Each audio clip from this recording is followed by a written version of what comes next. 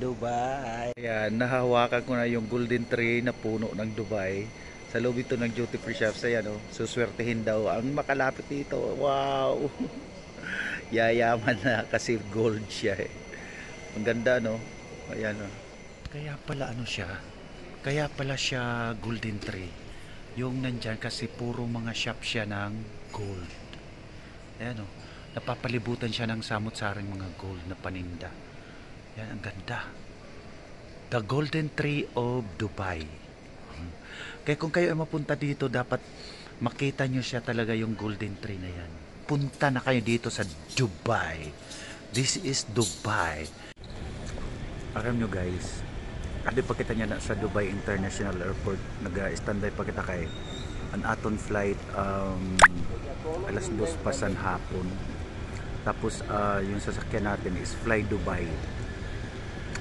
Kahapon pa tayo dito dumating, mga around siguro 5 p.m. Via PAL, Philippine Airlines. Tapos nag-standby tayo dito ng 21 hours. Nandito lang tayo sa loob ng Dubai International Airport. Napakaganda, napakalinis, at saka tawag dito, organized, at saka very busy na airport. Tapos ang daming security. Then dito lang talaga ako natulog sa loob. Alam nyo, safe siya matulog kasi ang daming police officer na kumakalat siya. 4/7 yung tawag dito, operation ng na to, ng airport na to. So ito na yung senaryo kasi napakamahal ng mga bilihin dito ng pagkain. So ngayon ang ginawa ko, nagbaon ako ng biscuits at saka yung tawag diyan yung cup noodles. So ito na ngayon, nakain natin si biscuits. Tapos naman, ang problema, siyempre hindi ko pa alam kasi first time ko makapag-travel dito ng Dubai. So sabi ko, naku, kung bibili ako ng ng mineral water, mahal. Ngayon, kukunti lang yung dollar ko na na baon. Sabi ko, maghahanap ako ng free drinking water dito sa loob ng airport. Buti na lang meron siya. May nakita ako siyang free drinking water. Oo. Malinis naman siya, tapos may lalagyan ako, alam nyo. Ito yun So ito yun. Ito yun. Binili ko to bago ako umalis doon sa Manila. So dito ko nilagay yung yung tubig na kinuha ko doon sa refilling siya na for drinking water. Kasi tayo yung tipid, 'di ba? Kasi nagbibiyahe tayo at saka hindi pa ako nakakarating ng aking patutunguhan. Papunta kasi ako ng ng Warsaw, Poland. Tapos ganoon na nga. So nakakuha na ako ng ng tubig na inumin. Libre. Doon nga lang sa free sa drinking water. So yun ang ginawa natin.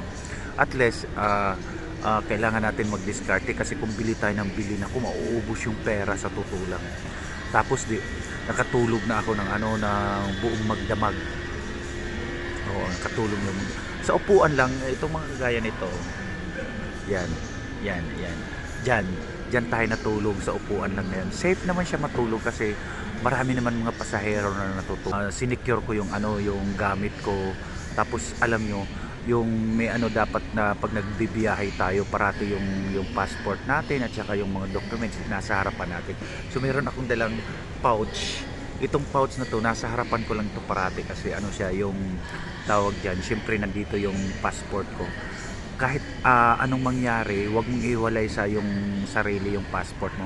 Kasi yan ang magiging mo pag kahit saan ka pumunta, hanapin yan sa'yo. Syempre, foreigner ka sa isang lugar, so traveler ka rin. So hanapin talaga yan, passport. Kinabukasan naman, sabi ko, umaga na. Tapos ngayon, nagugutom ako. Tapos puro lang tubig yung inaano ko, yung tubig, tapos siya yung biscuits. Sabi ko naman kaya ako ng ng tawag diyan, yung noodles cup. Iyon ang problem natin kasi walang free na na hot water. Naghanap talaga ako, tapos medyo nahiya pa ako kasi syempre bibili ka talaga dapat. So ang ginawa ko na talaga, kinakalan ko na lang talaga. Nagtanong ako doon sa isang coffee shop. Sabi ko, do you have hot water? can I buy? Tapos maya-maya tinawag ako ng police officer, sabi niya, hey, come, the guy over there waving his hand, just go there, there is a hot water there, because the machine is down there, sabi niya, down. So pumunta ako doon sa McDonald's, McDonald's Cafe. Ayun guys, talagang siya, yung pag ikaw ay mapamaraan tapos hindi ka lang maging mahiyain, o tapos isabi mo lang talaga kung anong kagustuhan mo. O ayun, sabi ko, can I buy only hot water? Tapos sabi ng crow, do you have a cup? Sabi ko, no, I have this, the flash. Kaya okay, I'll give you hot water. Then binigyan niya ako ng hot water, more than cups yun. So dito ko inilagay para magamit ko pa siya sa sunod na tawag diyan, yung noodles. So ayun, ito yung noodles natin, nilagyan ko na siya na yung isa nito nilagyan natin ng hot water. So ito pinapa natin para makain natin. So salamat talaga Lord God sa lahat talaga ng gabay mo sa akin sa pagbibiyahe ko. Kahit saan ako pumunta, talagang hindi ka nakakalimot sa akin, parati mo ako talagang ginagabayan. So ito, makakapag-almusal na tayo kasi free yung hot water, makakakain na tayo. So sama-sama tayo guys. Salamat talaga sa inyong lahat, maraming salamat sa panonood nyo.